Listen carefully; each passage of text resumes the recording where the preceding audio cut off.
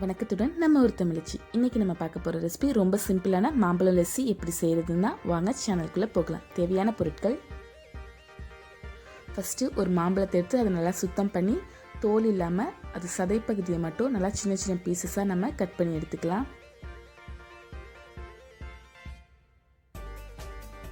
அடுத்து ஒரு மிக்சர் ஜாரில் நான் 1 கப் கெட்டியான தயிர் எடுத்துக்கிறேன். புளிப்பு இல்லாத தயிராக எடுத்துக்கிட்டால் தான் லெஸ்ஸி நல்லா டேஸ்ட்டாக வரும். அப்புறம் கொஞ்சமாக சர்க்கரை ஆட் பண்ணுறேன், நீங்கள் இனிப்புக்கு ஏற்ற மாதிரி ஆட் பண்ணிக்கோங்க. அடுத்து நம்ம அரிஞ்சு வச்சுக்கிற மாம்பழ துண்டுகள் இதில் ஆட் பண்ணிடலாம். கொஞ்சமாக தண்ணி ஆட் பண்ணுறேன், லெஸ்ஸி கன்சிஸ்டன்சிக்கு ஏற்ற மாதிரி தண்ணி ஆட் பண்ணிக்கோங்க, ரொம்ப ஆட் பண்ணிடாதீங்க.